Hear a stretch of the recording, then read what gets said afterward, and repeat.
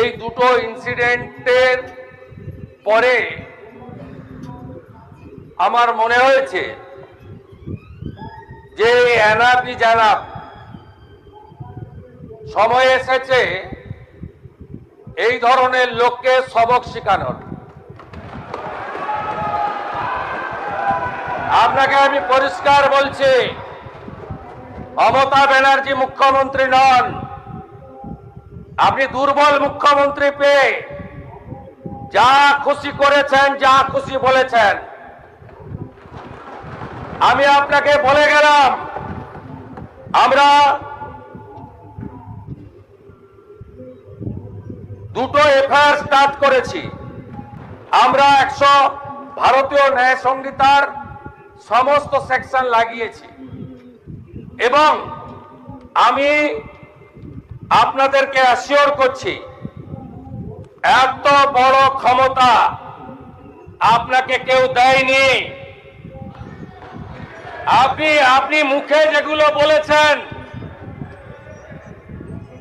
আপনাকে আমি বলে গেলাম, আপনি কেন করছেন আমি জানি। আপনি কেন করছেন রাজনৈতিক কারণটা আমি জানি। আপনি কান খুলে শুনে রাখুন, আপনাকে এইভাবে ধমক হুমকি, বেপরোয়া, লাগাম ছাড়া কথা বলতে দেব না, দেব না, দেব না।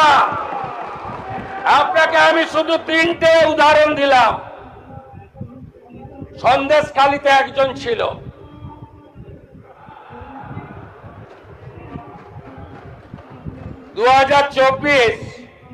পয়লা জানুয়ারি বলেছিল তৎকালীন বিরোধী দলনেতা এলে তার হাত কেটে পায়ে, পা কেটে হাতে লাগাবে আর চামড়া ছাড়িয়ে মেদিনীপুরে পাঠিয়ে দেবে। ওর অবস্থা কি হয়েছে সবাই দেখেছে। একই টোন ছিল। আরেকটা জীবনতলার গুন্ডা ক্যানিং ভাঙড়, ওর অবস্থাও কি হয়েছে দেখতে পাচ্ছে সবাই। আরেকটা পুষ্পা ঝুঁকে গেনি, এমন ঝুঁকেছে খালি পায়ে, ছোট প্যান্ট পরে, কান ধরে উঠবস করতে করতে যাচ্ছে। আপনাকে আমি বলে গেলাম, পুলিশ তার ব্যবস্থা নেবে।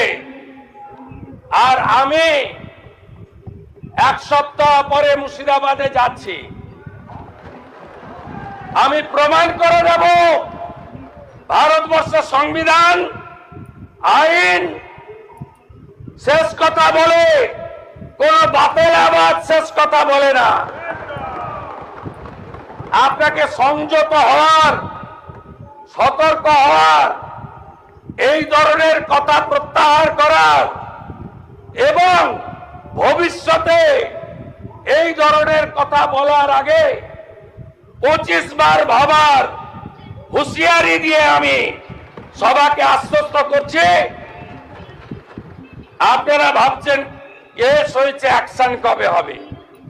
যারা ওকে ডেকেছিল এই সভাতে তাদেরকে আগে তুলব, তারপরে আপনার কাছে যাব। যা করার করব, আমি আশ্বস্ত করছি আপনাদের। আপনি ধরে রাখুন, এটা ওর শেষ বক্তব্য, ধরে রাখতে পারেন। এ সরকার আইনের শাসন প্রতিষ্ঠা করবে, গুন্ডাদের শাসন সমাপ্ত করবে, নিশ্চিন্ত থাকুন। সবাই ভালো থাকবেন, ধন্যবাদ। দর্শক শুনলেন, বিধানসভাতে আজকে এতটাই বিস্ফোরক হয়েছেন রাজ্যের মুখ্যমন্ত্রী শুভেন্দু অধিকারী। আসলে দুদিন আগেই হুমায়ুন কবির একটা মন্তব্য করেছেন, এর আগেও মন্তব্য করেছেন, তো যেটাকে নিয়ে খুবই ঝড় তৈরি হয়েছিল। নিশ্চয়ই শুনেছেন আপনারা দর্শক। আমি আজকে আরও একবার শোনাতে চাই এবং আমি যে ভিডিওটা করেছিলাম সেই দিন আমি বলেছিলাম যে মানে ওখানে হুমায়ুন কবির বলেছিলেন যে আমি মুখ্যমন্ত্রীকে এই কথা বলেছি। আমি বলেছিলাম যে মুখ্যমন্ত্রীকে বললেন আর তিনি কি শুনে চলে গেলেন? আদৌ বলেছেন না মিথ্যে কথা বলতে এসছেন বাজার গরম করার জন্য? তো আজকে মুখ্যমন্ত্রী দেখুন বিধানসভাতে কিভাবে সরব হয়েছেন। আমি দর্শক আপনাদেরকে ওই যে ভিডিওটা থ্রেড দেওয়ার যে ভিডিও সেটা একটু আপনাদেরকে শোনাই, ফের আমি তারপরে ব্যাখ্যাতে আসছি। দেখুন হুমায়ুন কবির কিভাবে মুসলিমদেরকে নিয়ে, মুসলিম একেবারে ডিরেক্টলি বলছেন, মুসলিমদেরকে নিয়ে রাস্তায় নামবো বলে এবং মুখ্যমন্ত্রীকেও মানব না, মানে এই ধরনের একটা কথা বলেছিলেন। দেখুন কি বলেছিলেন। এখানে এখানে এমন আস্ফালন করে বেড়াচ্ছে। তা আমি শুভেন্দু অধিকারীকে সেদিন বলেছি যে আপনি ভোটে জিতেছেন, আপনার দল জিতেছে, খুব ভালো কথা, কিন্তু মুর্শিদাবাদে আস্ফালনটা একটু কম করতে বলেন। আমি যেদিন ময়দানে মুসলমানদের নিয়ে নেমে যাব না, সেদিন এমন ছাটা ভাঙা মাছ শুরু করব যে আপনাদের পতাকা বহন করার লোক থাকবে না। কেস ওরকম কেস আমাদের বহুবার জেল খাটা আছে। 1000 লোককে আপনি বহরমপুর সেন্ট্রাল জেলের যে আয়তন, তাতে 4700-র বেশি 4800 লোক ধরে না। লাখ লাখ লোককে রাস্তায় নিয়ে নামাবো আর ছাটা ভাঙা মাছ দেবো আর জেলে যাব। কদিন জেলে রাখতে পারেন, কত খাওয়াতে পারেন, আমাদের হারানোর কিছু নাই। আমাদের সঙ্গে যদি বেশি পাঙ্গালিতে যায়, ভোটে হেরেও লজ্জা নাই। এখানে বাবরি মসজিদের কাছে উল্টো দিকে মুসলমানদের কিছু ছেলেকে টাকা দিয়ে এখানে পায়ে পা দিয়ে ঝগড়া করতে আসছে। আমি বলেছি আমার লিমিট যেদিন ক্রস হয়ে যায় না, আর মাথা যেদিন টাওয়ার গরম হয়ে যায়, সেদিন আমি ও এসপিও বুঝবো না, ও চিফ মিনিস্টারও বুঝবো না, আর কে কোথায় থাকলো আর কে কোথায় থাকলো না সব কিছু বুঝবো না। এই দুটো ইনসিডেন্টের পরে আমার মনে হয়েছে যে enough is enough. Enough is enough, আর না, আর কোনো ছাড় না। এবং শেষে বলেছেন মুখ্যমন্ত্রী, যেটা উনি করেছেন ধরে নেন এটাই শেষ, আর এই বাতেলাবাজকে আর এই ধরনের কথা বলতে শুনবেন না, এটাই শেষ, এমন ব্যবস্থাটা নেব। আর দেখুন আমি বললাম না, উনি সেদিন বলেছিলেন যে আমি মুখ্যমন্ত্রীকে বলেছি সাটা ভাঙা মার দেবো, বিজেপির পতাকা ধরার লোক ছিল না। উনি মুখ্যমন্ত্রীকে বলেছেন। তো তাহলে আজকে যদি মুখ্যমন্ত্রী এরকম সরব হতে পারেন, তাহলে সেদিন চুপ করে চলে গেলেন। উনি ওইসব কথা বলার পরেও আসলে একটা পলিটিক্যাল একটা ব্যাপারকে মাথায় রেখে মুখ্যমন্ত্রী সে কথাটা বললেন, সেটা মাথায় রেখে উনি যে চলছে এটা বুঝতে পারছি, মুসলিম ভোটকে মানে একত্রিত করার জন্যে বললেন না মুখ্যমন্ত্রী যে একটা পলিটিক্যাল অ্যাঙ্গেল আছে, বুঝছি কেন আপনি এরকম করছেন। আমিও পলিটিক্যাল অ্যাঙ্গেলটা আগের দিনে ব্যাখ্যা দিয়েছি যে উনি যেহেতু দুটি কেন্দ্রে জিতেছেন, একটি তো ছাড়তে হচ্ছে, তো যেটা ছাড়ছেন সেখানে ওনার ছেলেকে উপনির্বাচনে প্রার্থী করবেন, তো তাকে তো জেতাতে হবে তো না, ওখানে 72% মুসলিম আছে, তো মুসলিম ভোটটাকে ঐক্যবদ্ধ করতে হবে, তো সেই জন্য উনি এই ধরনের ভাষণটা দিয়েছেন। কিন্তু তা বলে আপনি এরকম উস্কানি দেবেন, আর মুসলমানদেরকে নিয়ে সবসময় টানছেন কেন? আপনি মুসলিমদেরকে রাস্তায় নামাবেন বলছেন, আপনার ওই কেন্দ্রের নিয়ে আপনি ভাবছেন, আর গোটা রাজ্যের মুসলমানরা কীরকম দাগি হয়ে যাচ্ছেন, কেন আপনি মুসলমানদেরকে এরকম সমস্যায় ফেলছেন, কেন ফেলছেন? আর এত হিম্মত কিসের? আজকে মুখ্যমন্ত্রী বলেছেন, ভাববেন না আমি মমতা ব্যানার্জি দুর্বল মুখ্যমন্ত্রী যা খুশি বলবো, এটা ভাববেন না। এখানে আইনের শাসন প্রতিষ্ঠা হয়েছে এবং সেটাই হবে। এখানে যা খুশি বলা যাবে, যা খুশি করা যাবে, এইসব কিন্তু চলবে না, পরিষ্কার মুখ্যমন্ত্রী বুঝিয়ে দিয়েছেন। এবং কতগুলো উদাহরণের দেখালেন যে আমরা কি করতে পারি, তার তো কতগুলো উদাহরণ বলে একেবারে শাহজাহান থেকে শুরু করে এই যে পুষ্পার কথা বলার চেষ্টা করলেন। তাকে আজকে হাফ প্যান্ট পরে, ছোটো প্যান্ট পরে কান ধরে উঠবোস করতে হচ্ছে, হাত জোর করে ক্ষমা চাইতে হচ্ছে। আর দুজনকে যে ইঙ্গিতটা করলেন, একটা শাহজাহান আর একটা হচ্ছেন শওকত মোল্লা, খুব ভাষণ দিতেন, সব তাদের কী অবস্থা এখন, সব কী অবস্থা।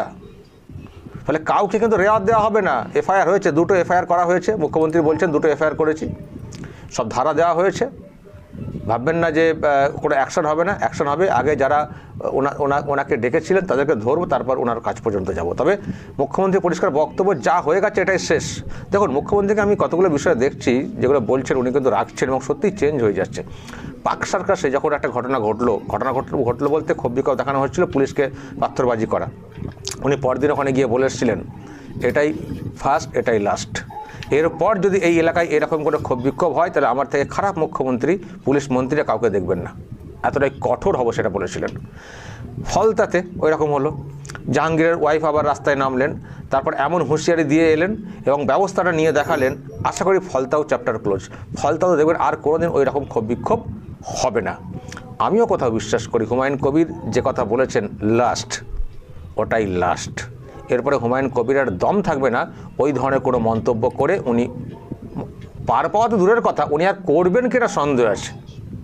হুমায়ুন কবিরের সেই আস্ফালন, সেই জামানা, সেই পলিটিক্যাল যে ওনার কৌশল এন্ড, ওরকম উস্কে কিন্তু কিছু করা যাবে না। আর মারাত্মক কথা বলেছেন না, বলছে হেরে গিয়ে এখানে, আরে আপনার এলাকায় হারতে পারে বিজেপি, গোটা রাজ্যে বিজেপি জিতেছে, বিজেপির সরকার এসছে, বিজেপির সরকার এসছে, আবার তারা আপনার থেকে ছোট হয়ে গেলেন নাকি? সেটা সাটা ভাঙা মার দেবেন বলছেন, মার, তারপরে ঘিরে রাস্তায় নেমে ঘিরে ফেলবো, মুখ্যমন্ত্রীকে মানবো না। আমি তো ক্ষমা চাওয়ার কথাটা শুনছিলাম, ক্ষমা চাইতে এরকম এই যে অন্যায় করেছেন, ক্ষমা চাওয়া বলতে শুধু মুখে ক্ষমা চাইলে তো হবে না, আইন মোতাবেক ব্যবস্থা হবে। আবার হুমায়ুন কবিরের একটা রিয়াকশন দেখছিলাম যে আমি তো পলিটিক্যালি বলেছি, আমি সরকারকে কিছু বলেছি, আমি তো পলিটিক্যাল কথা বলেছি, সরকারকে কিছু বলিনি। সরকারকে বলেননি, আপনি তো নিজে পরিষ্কার বলছেন মুখ্যমন্ত্রীকে মানবো না। এই তো পরিষ্কার বক্তব্য উঠে এসছে, আপনি মুখ্যমন্ত্রী মানবেন না বলেছেন। হ্যাঁ, তো আপনি তো পরিষ্কার তো সরকারের মানে মুখ্যমন্ত্রীর নাম উল্লেখ করে বলেছেন।